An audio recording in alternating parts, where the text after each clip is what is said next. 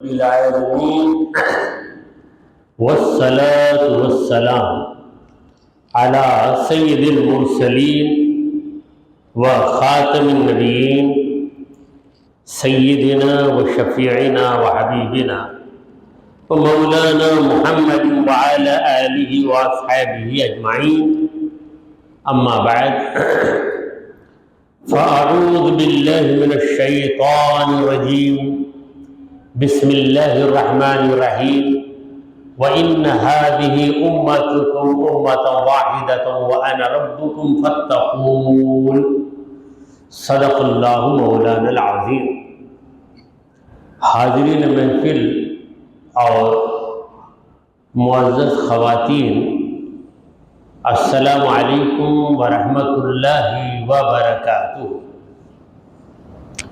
اللہ رب العزت جل وعلا کا ہم پر بے پناہ کرم ہے کہ اس نے ہمیں آقائے نامدار احمد مختار مدنی تاجدار دونوں جہاں کے سردار حضرت محمد مصطفیٰ رسول خدا صلی اللہ تعالی علیہ وآلہ وسلم کی بابرکت امت میں پیدا فرمایا.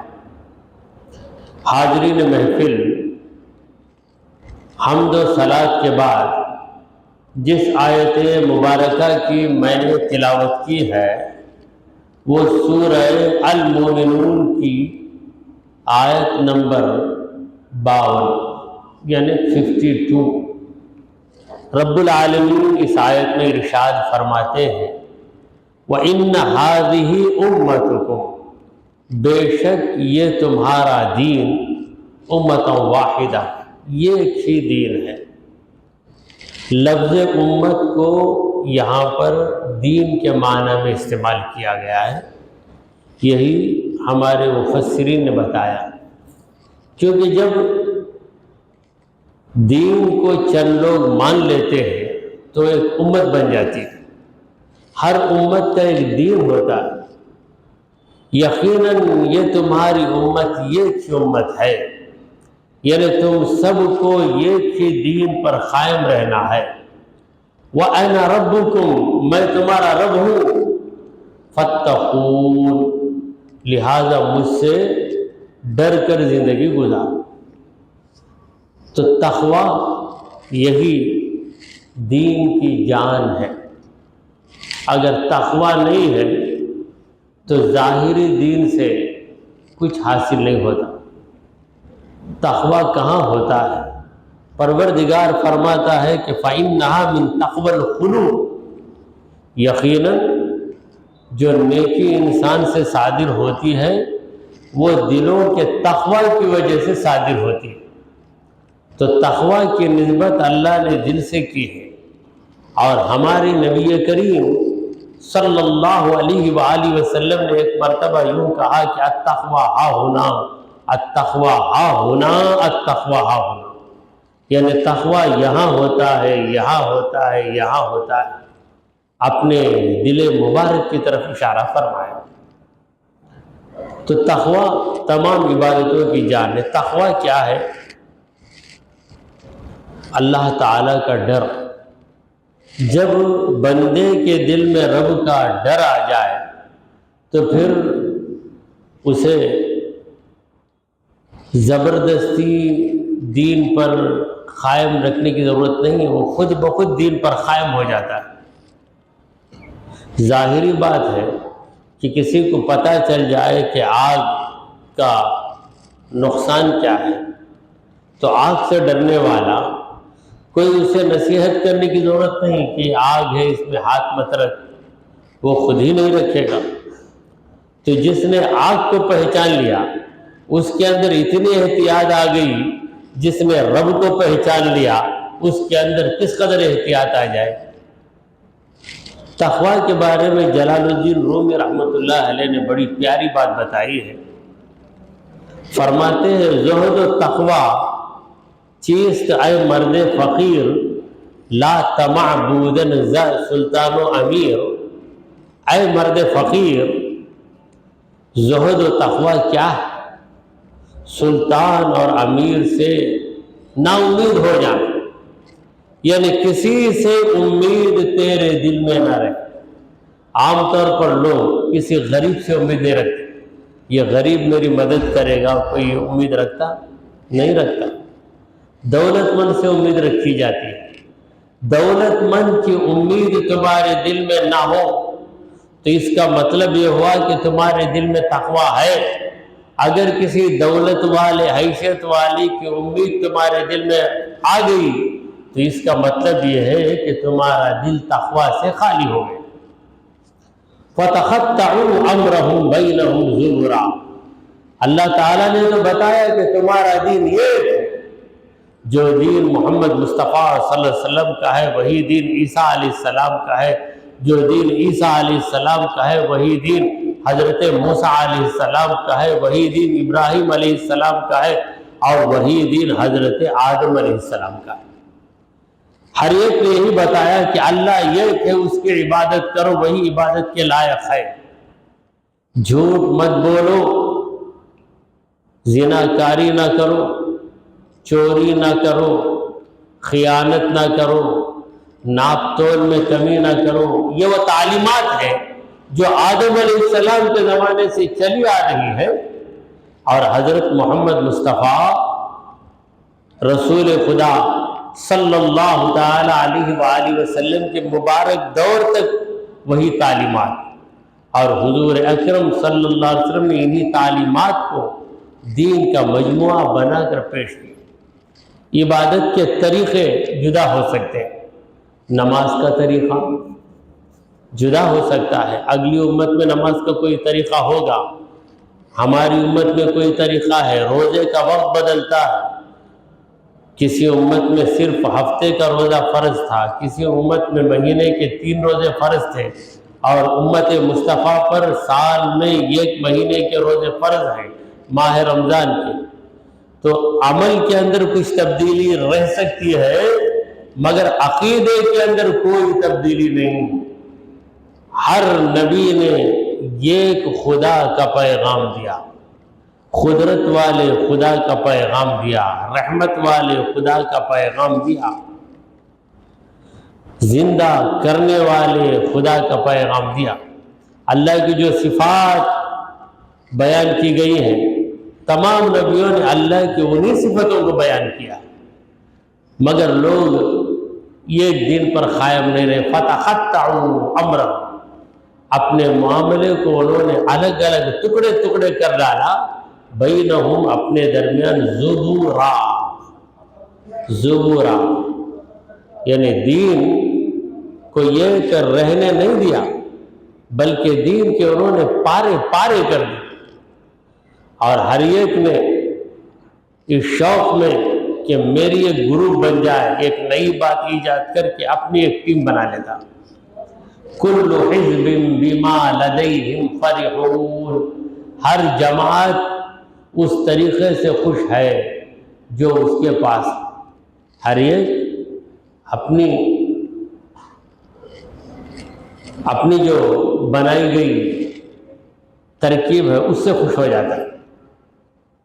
ہر جماعت، ہر پارٹی خوش ہے اس چیز سے جو اس کے پاس ہے، یعنی دوسرے کی خوبی نظر نہیں آتی، بس اپنی خوبی پہ نظر ہوتی ہے، اور اس نظر کی وجہ سے اکڑ پیدا ہو جاتی ہے۔ تو کفار، مشرکین، یہ لوگ بھی اپنے اپنے طریقے کو بہتر طریقہ سمجھتے ہیں۔ فَذَرْهُمْ فِي غَمْرَتِهِمْ، اے میرے نبی انہیں چھوڑ دیجئے، فی غمرتہم، ان کے مدہوشی میں، وہ لوگ مدہوش ہیں، آپ چھوڑ دیجئے، حتی حین، ایک مدت تک۔ کب تک کریں گے؟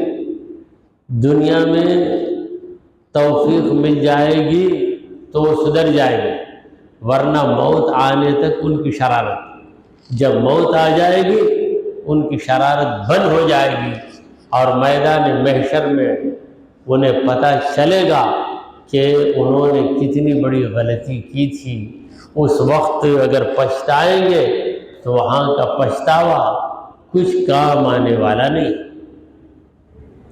اَیَحْسَبُونَ، کیا وہ لوگ یہ گمان کرتے ہیں، اَنَّمَا نُمِدُّهُم بِهِ مِن مَّالٍ وَبَنِينَ، کہ ہم نے جو ان کی مدد کی ہے مال اور بیٹوں کے ذریعے، نُسَارِعُ لَهُمْ فِي الْخَيْرَاتِ، ہم بھلائیوں میں ان کے حق میں جلدی کر رہے ہیں، اس طرح وہ سوچتے ہیں، بل لا یشعرون، مگر وہ تو اس کا شعور ہی نہیں رکھتے۔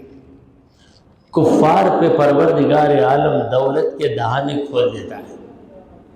نافرمانوں کے لیے اللہ تعالیٰ دنیا کو فراخ کر دیتا ہے، تو یہ نافرمان، یہ بے ایمان یہ سمجھتا ہے کہ دیکھو ہمارا رب ہم پہ مہربان،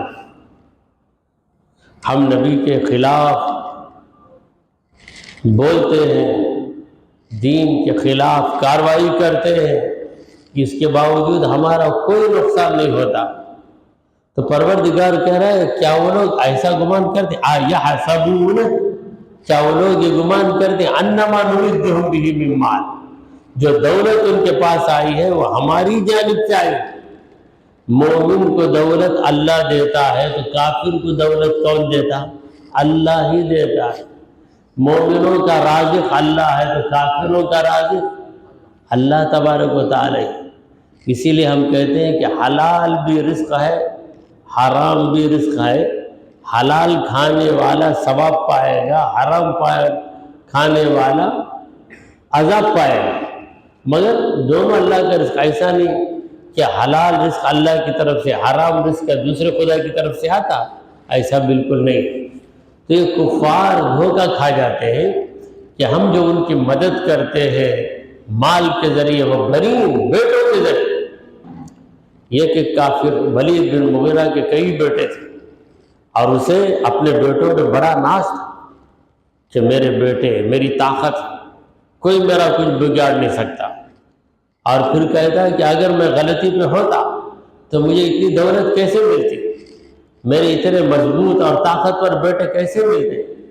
نسارع لہم فی الخیرات، وہ لوگ، اللہ کہتا ہے کہ یہ کافر، یہ نافرمان ہمارے بارے میں گمان کرتے ہیں کہ ہم جلد جلد ان کو بھلائیاں دے رہے ہیں، مگر بھلائیوں کے روپ میں ان کے لیے عذاب تیار ہو رہا ہے، کیونکہ جتنی راحت ملے گی، سہولت ملے گی، اسی قدر ان کی غفلت بڑھتی جائے گی، اور غفلت بڑھے گی تو وہ اور زیادہ نافرمانی کے دلدل میں پھنسیں گے، اور اسی قدر ان کے لیے عذاب بڑھتا چلا جائے۔ ان الذین هم من خشیت ربهم مشفقون، بے شک جو لوگ اپنے رب کے ڈر کی وجہ سے کانپ رہے۔ اب تک تو غافلوں کا حال بیان کیا گیا کہ غافل جب انہیں دنیا مل جاتی ہے تو سمجھتے ہیں کہ میں نافرمانی کرتا ہوں پھر بھی مجھے دنیا مل جاتی ہے۔ ایک بے نمازی سے کہتا ہے بھائی نماز پڑھ کر تجھے کیا مل گیا؟ دیکھ میں بے نمازی ہوں، فجر پڑھتا نہیں، ظہر بھی نہیں پڑھتا، کبھی کبھی مغرب کو آ جاتا ہوں، مجھے دیکھ میری دکان کیسی چلتی ہے، کیسا میرا دھندا ہے، میرا کاروبار کیسا زبردست ہے، کس طرح مجھے ترقی پہ ترقی ہے۔ اللہ تعالیٰ فرماتا ہے کہ کہہ دو یہ دھوکہ ہے، یہ دھوکہ کھا رہا ہے۔ مگر جو لوگ اللہ کو پہچان لیتے ہیں وہ اپنے رب کے ڈر سے لرز جاتے ہیں۔ والذین هم بآیات ربهم یؤمنون، وہ لوگ ایسے ہیں جو اپنے رب کی آیتوں پر ایمان رکھتے ہیں، اللہ کی ایک ایک بات کو تسلیم کرتے ہیں، اور نیکی کرنے کے باوجود اللہ سے ڈرتے ہیں۔ فاسق وہ ہوتا ہے کہ برائی کرے گا مگر رب سے نہیں ڈرے گا، کہے گا کون سی بڑی برائی کر دیا، کون سا غلط کرے گا، غلط کام، پھر اس غلط کام کے بارے میں کہے گا کہ اس سے بڑے بڑے غلط کام لوگ کرتے ہیں، اور کون سا بڑا غلط کام کر دیا۔ مگر جو اہل تقویٰ ہے وہ عبادتوں کے باوجود اللہ تعالیٰ سے ڈرے، اور ان کے دل میں خوف رہے گا کہ وہ پروردگار مالک ہے، ہماری عبادت کو رد کر دے تو ہم کیا کر سکتے ہیں، ہماری نیکیوں کو اگر وہ ٹھکرا دے تو ہم کیا کر سکتے ہیں۔ نیکیاں کر کے اللہ کی بارگاہ میں بڑی عاجزی کے ساتھ قبولیت کی دعائیں کرتے رہتے ہیں، یہ ہے نیک لوگ۔ ابراہیم علیہ السلام نے کعبے کی تعمیر، کعبے کو بنانے کے بعد ابراہیم علیہ السلام نے کوئی پوسٹر نہیں لگایا، دیکھو میں کعبہ بنا دیا ہوں، آؤ دیکھو میرا کارنامہ دیکھو، میرا کمال دیکھو، میرا ہنر دیکھو، ایسا نہیں کیا۔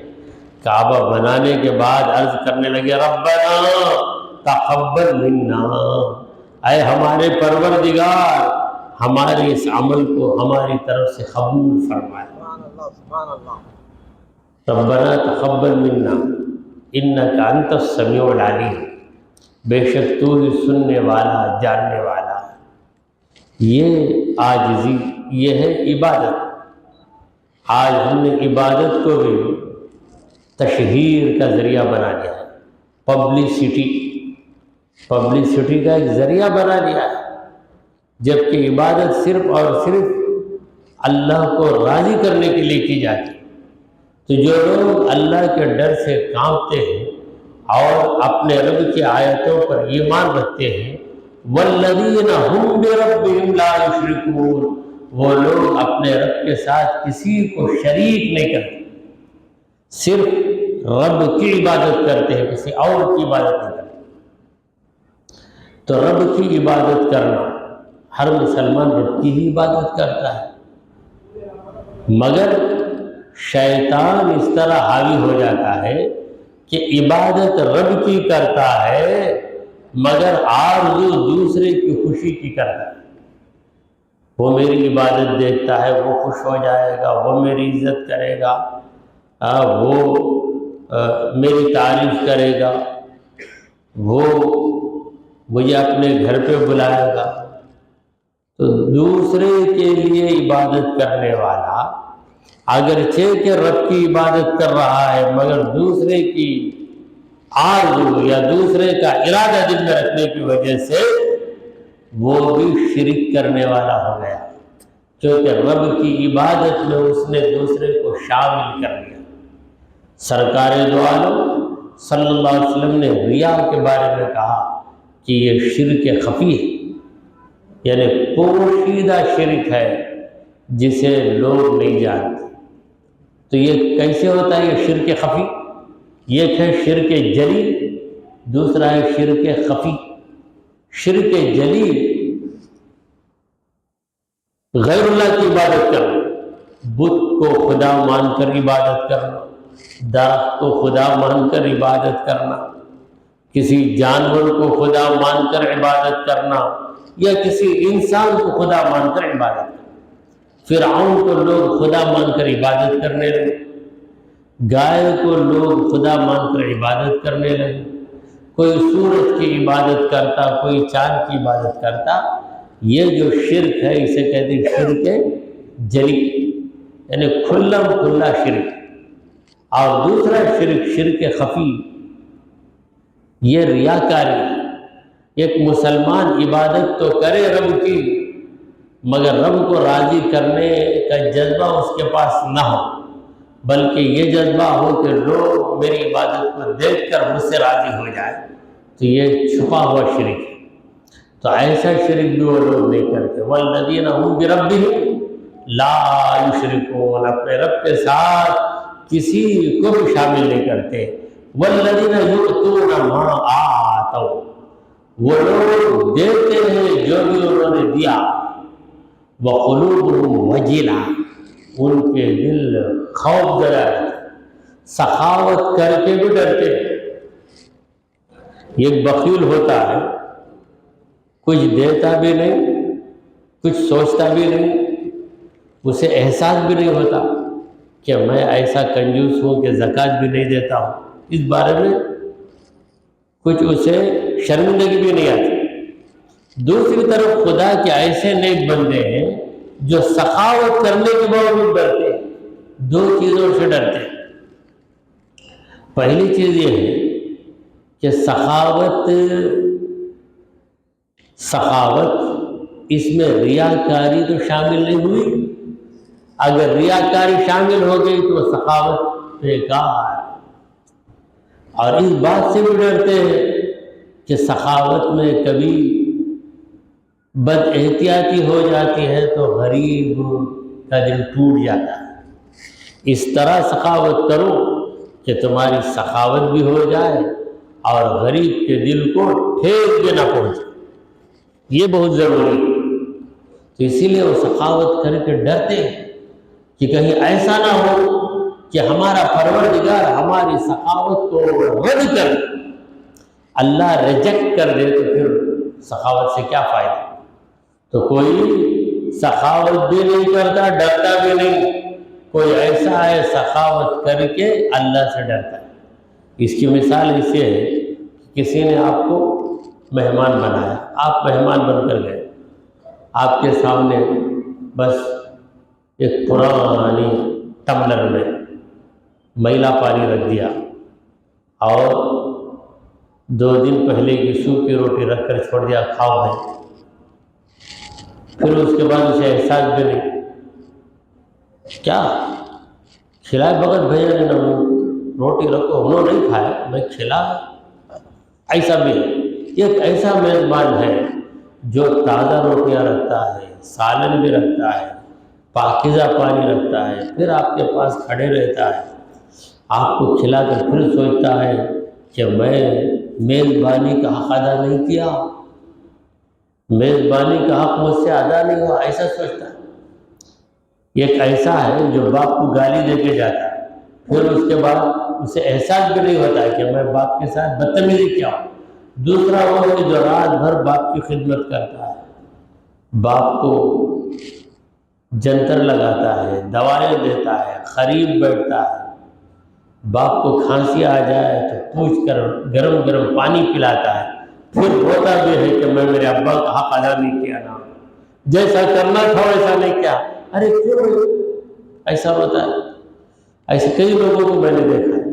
ایک صاحب کو میں نے دیکھا کہ ان کی عمر ہو گئی 60 سال، 65 سال، اب ان کی ماں کی عمر کیا ہوگی؟ 80 پر 5 سال کی ماں، ان کی عمر 60 پر 5، ماں کی عمر 80 پر 5۔ اس عمر میں جب ماں کا انتقال ہوا تو ایسا تڑپ کے روتا ہے، اتنا دل چلے گا ماں ہماری، بھائی تو کب سے خدمت کر رہا ہے؟ اس کی ماں تقریباً 30 سال سے بیمار ہے، خدمت کرتا چلے گئے۔ تو ایسی بھی اولاد ہے، اور ایک اولاد ماں بیمار ہو کے 8 دن بھی نہیں ہوئے، یا تو اچھے ہونا یا تو آر یا تو پار، لمبا کھینچنے کو پڑے گا نا، ایسی بھی اولاد ہے، ویسی بھی اولاد ہے۔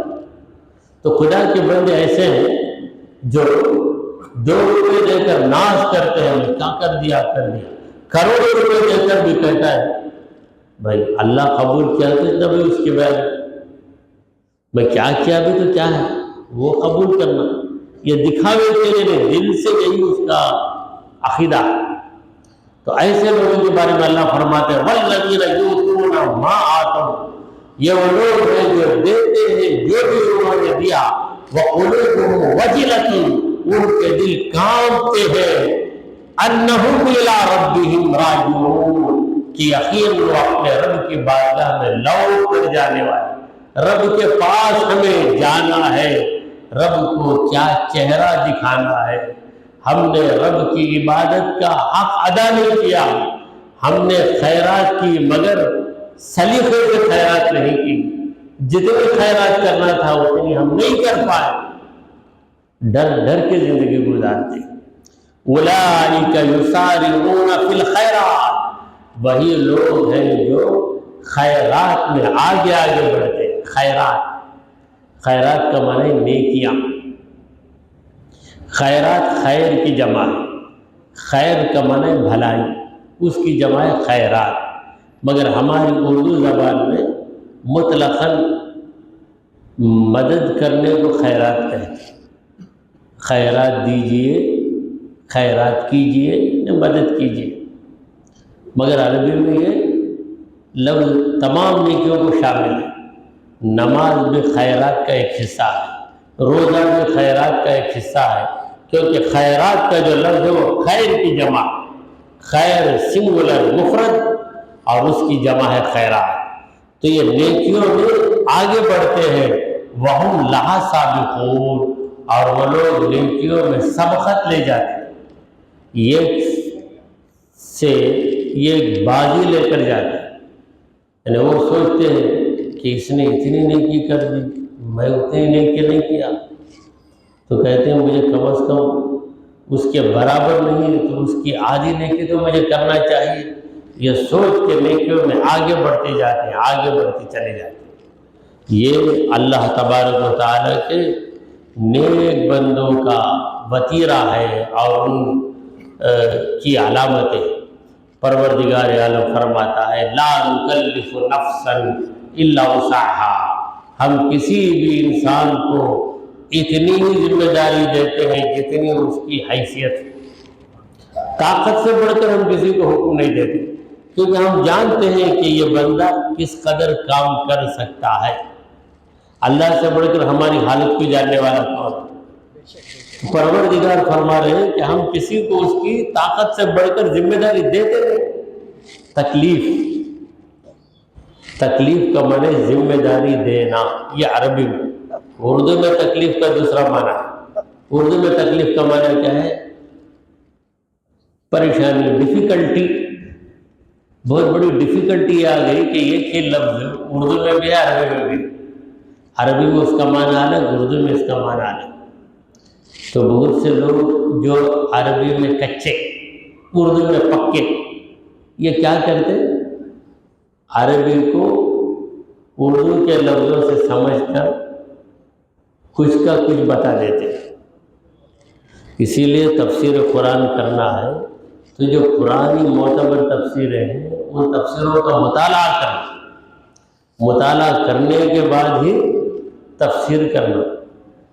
چند الفاظ اردو کے معلوم ہو گئے، وہی الفاظ عربی میں بھی ہیں، مگر اردو میں اس کا معنی الگ ہو جاتا، عربی میں اس کا معنی الگ ہے۔ جیسے تکلیف بھی ہے، تکلیف کا معنی اردو میں الگ ہے، یعنی تکلیف کا مطلب کوئی پریشانی، کوئی مصیبت، مگر عربی میں مصیبت کے لیے ذمہ داری دینے کو تکلیف کہتے ہیں۔ ہاں، دونوں میں نسبت، جب ذمہ داری دی جاتی ہے تو انسان کو تکلیف ہوتی ہے، یہ نسبت مگر معنی الگ الگ۔ تو تکلیف شرعی، اور جسے اللہ تعالیٰ ذمہ داری دیتا ہے اسے کہتے ہیں مکلف۔ اسی لیے ہم کہتے ہیں کہ بچہ مکلف نہیں ہے، پاگل مکلف نہیں ہے، کیونکہ پاگل ذمہ دار نہیں بن سکتا اور بچہ ذمہ دار نہیں بن سکتا۔ اسی لیے ہم بچے کے بارے میں کہتے ہیں غیر مکلف ہے، اور جو بالغ ہو جائے وہ مکلف ہے، یعنی اس کو ذمہ دار بنا دیا گیا ہے۔ تو جو بھی ذمہ داری اللہ تعالیٰ دیتا ہے تمہاری طاقت بھر ہی دیتا ہے۔ لا نکلف نفسا الا وسعها ولدینا کتاب ینطق بالحق، ہمارے پاس ایک کتاب ہے جو حق ہی کو پیش کرتی ہے، صحیح بات کہتی ہے، کہنے والی کتاب ہمارے پاس ہے۔ یعنی تم جو جو کرو گے یہ کتاب تیار ہو رہی ہے، یو آر آن ریکارڈ، آپ کی ہر حرکت کیا ہو رہی؟ درج ہو رہی ہے، درج ہو رہی ہے، یعنی ریکارڈ ہو رہی ہے۔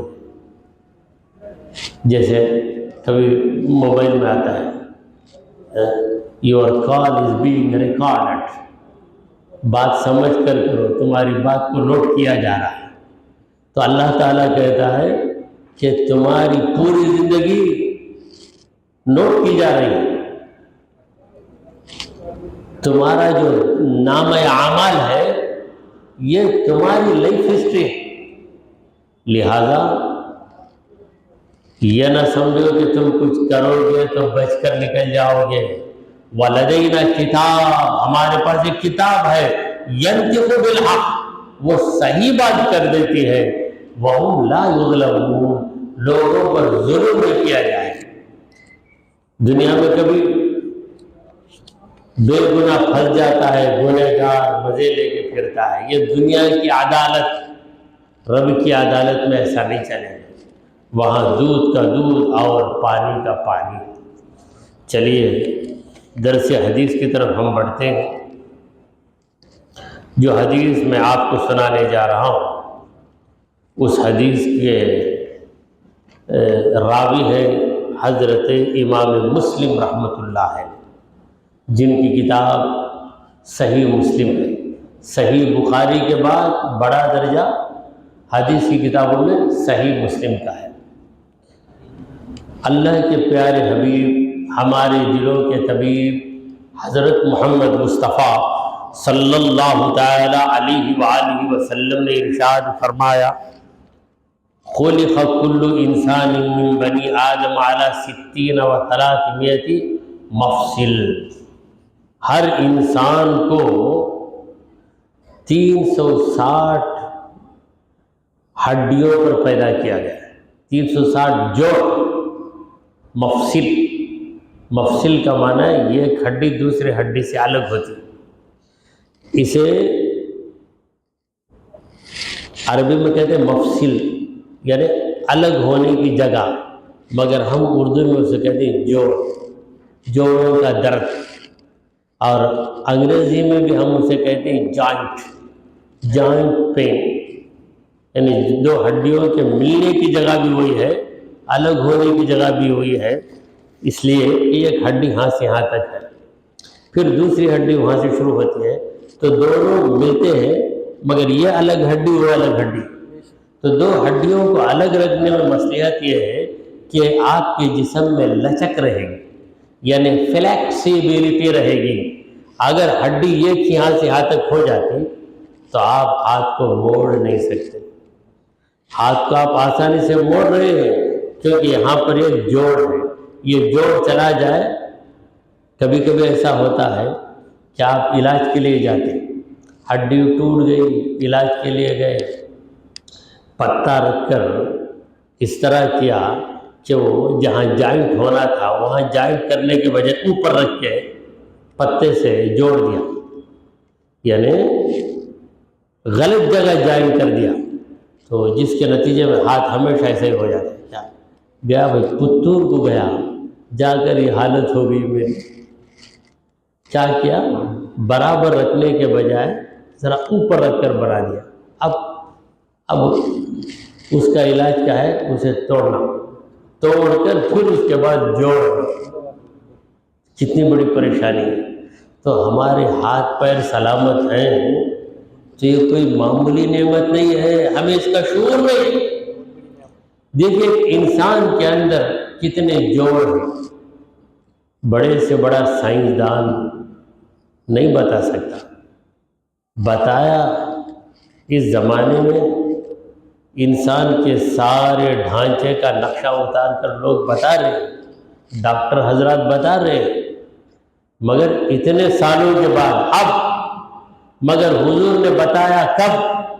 جب دنیا سائنس سے ناواقف تھی۔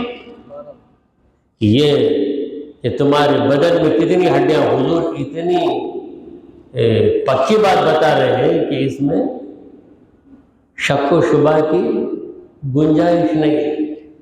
اب دوسرے لوگ ایسا بھی ہو سکتا ہے، شاید 360 ہڈیاں ہیں، دیر میں بھی 360 بونز، ایسی بات نہیں ہے۔ حضور اکرم صلی اللہ علیہ وسلم فرماتے کہ ہر انسان کو ایسا ہی پیدا کیا گیا، ہر انسان کے اندر 360 جوڑ۔ فمن کبر اللہ، جو اللہ اکبر کہہ دیتا ہے، تکبیر، اللہ اکبر اسے کہتے ہیں تکبیر۔ آج مسلمان تکبیر کو بھول گیا، کبگیر کو جان لیا۔ کبگیر، یہ کبگیر بھی کبگیر نہیں ہے، وہ کفگیر ہے۔ کف کا معنی ہتھیلی، ہتھیلی میں پکڑ لیتے اس کا نام ہے کفگیر۔ تو پہلے جب اردو زبان لکھی جاتی تھی تو ہم لکھتے تھے کبگیر، کہتے تھے کبگیر، اب نہ یہ ہے نہ وہ ہے، دونوں چلے گئے۔ تو میں عرض کر رہا تھا کہ تکبیر، جو اللہ کی تکبیر بیان کرے، اللہ اکبر کہے، وحمد اللہ، جو اللہ کی حمد بیان کرے یعنی الحمدللہ کہے، وحلل اللہ، اور تحلیل لا الہ الا اللہ، اس کا ایک ہی لفظ میں اسے بیان کرنا ہے تو ہم کہیں گے تحلیل۔ تحلیل پڑھو، اگر کہیں گے تو آپ فوراً کیا کرنا، لا الہ الا اللہ، یہ لفظ آپ جان لیجیے۔ اگر کوئی دعویٰ کرے میں یہ پڑھ لیا وہ پڑھ لیا عالم بن گیا، آپ اسے اتنا بولو ٹھیک ہے بھائی تحلیل ذرا بولو، کیا ہو اب تک سنا نہیں سنے؟ ہم درس حدیث میں سنے ہیں، چلو اسی لیے درس حدیث کو آنے میں تمہارا فائدہ ہے، یہ کہہ کر آپ نے سمجھا کہ تحلیل کا معنی ہے لا الہ الا اللہ، اس کو تحلیل ہے۔ جو لا الہ الا اللہ پڑھے، وہ سبح اللہ، جو اللہ کی تسبیح پڑھے یعنی سبحان اللہ کہے، واستغفر اللہ، اور اللہ تعالیٰ سے مغفرت طلب کرے یعنی استغفر اللہ پڑھے۔ یہ سب وظائف ہے، حضور بتا رہے ہیں۔ پہلا وظیفہ کیا ہے؟ اللہ اکبر، دوسرا والحمدللہ، ولا الہ الا اللہ، سبحان اللہ، استغفر اللہ، یہ 5 وظیفے جو پڑھے۔ وعزلہ، یہ زبانی عبادت ہے جس کا تعلق صرف اور صرف رب سے۔ اب دوسرا شعبہ دین کا جس کا تعلق خدا کے بندوں سے، وعزل حجرا عن طریق الناس، لوگوں کے راستے سے پتھر کو ہٹا دیا، یعنی پتھر ہے، کوئی بے خبری میں ٹکر لے لے تو اسے ٹھوکر لگے گی، کوئی ٹھوکر کھا کر زخمی نہ ہو، اس خیال سے آپ پتھر کو بیچ سڑک سے ہٹا کر کنارے ڈال دیتے ہیں۔ یہ کیا ہے؟ اسے آج کہتے ہیں سوشل سروس، اور آج سوشل سائنس کے نام سے ایک سبجیکٹ سرکار دو عالم صلی اللہ علیہ وسلم نے ہمیں بتایا کہ سوشل سروس کرو تو تمہارے ہڈیوں کا حق ادا ہو جائے گا۔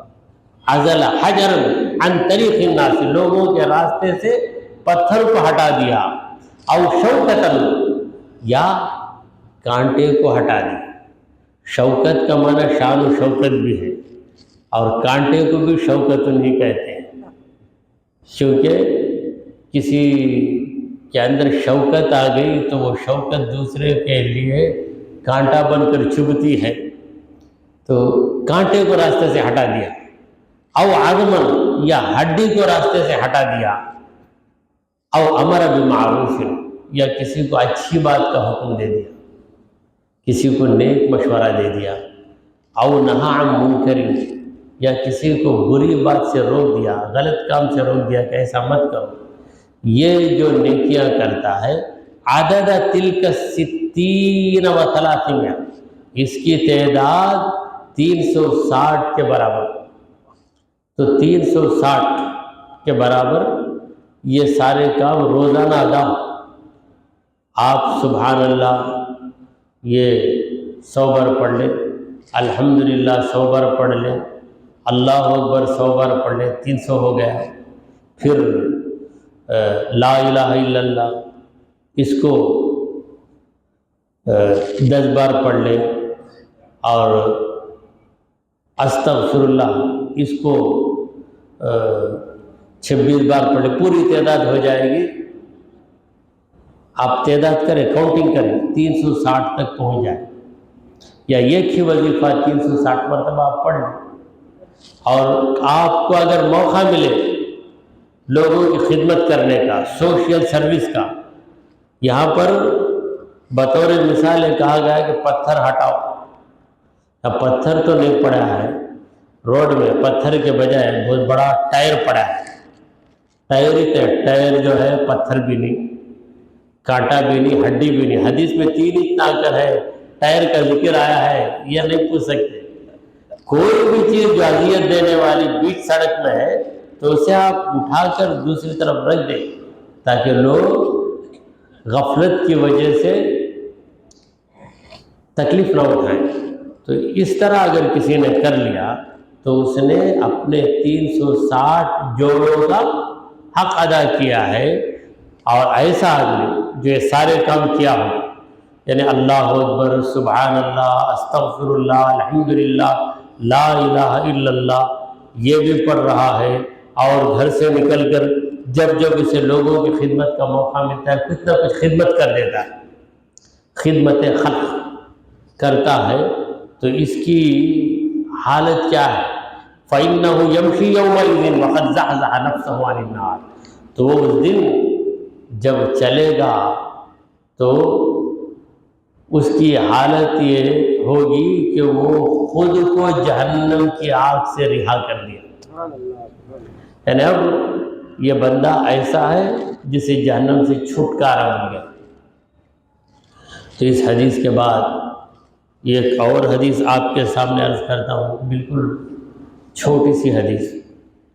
اس حدیث کو امام بخاری، امام مسلم دونوں نے روایت کیا ہے، یعنی صحیح بخاری میں بھی ہے، صحیح مسلم میں بھی ہے۔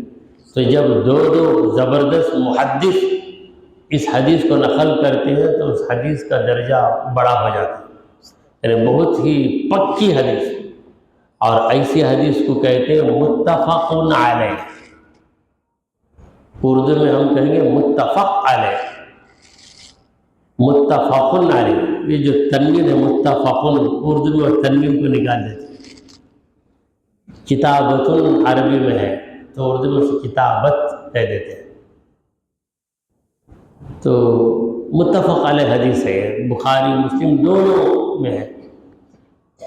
ہمارے پیارے آقا مدنی داتا محمد رسول اللہ صلی اللہ علیہ وسلم نے فرمایا تسحروا فإن فی السحور برکۃ، اے مومنو سحری کا کھانا کھایا کرو، اس لیے کہ یقیناً سحری کے کھانے میں برکت ہے۔ تو سحری کا کھانا یہ کب ہوتا ہے؟ صبح صادق سے پہلے۔ اور کس مقصد سے ہوتا ہے؟ روزے میں طاقت رہے، اس مقصد سے ہوتا ہے۔ تو روزے دار اگر جاگ کر کھائے تو اس کا نام ہے سحری، اگر بے روزہ انسان کھائے تو اس کا نام سحری نہیں، کیونکہ روزہ ہی نہیں۔ کہتے ہیں کہ ایک صاحب تھے، بڑے چلبلے تھے، روزہ نہیں رکھتے مگر سحری کے وقت اٹھ جاتے، اٹھ کر کھانا طلب کرتے، ہر چیز کھاتے۔ آخر ان کی ماں نے کہا کہ بیٹا یہ کیا کر رہا ہے؟ جب سحری کھاتا ہے تو روزہ رکھ لے، جب تجھے روزہ رکھنا نہیں ہے تو سحری بھی کرتا۔ دوسرے جو روزہ رکھتے ہیں ان کو پریشانی ہوتی ہے تیری وجہ سے، تو جب روزہ نہیں رکھتا تو کہنے لگا اماں جان فرض ہی میں چھوڑتا ہوں، سنت بھی چھوڑ دیا تو میں کیسا مسلمان ہوں گا؟ کم از کم مجھے سنت پہ تو عمل کرنے دو، فرض تو چھوڑ دیا میں۔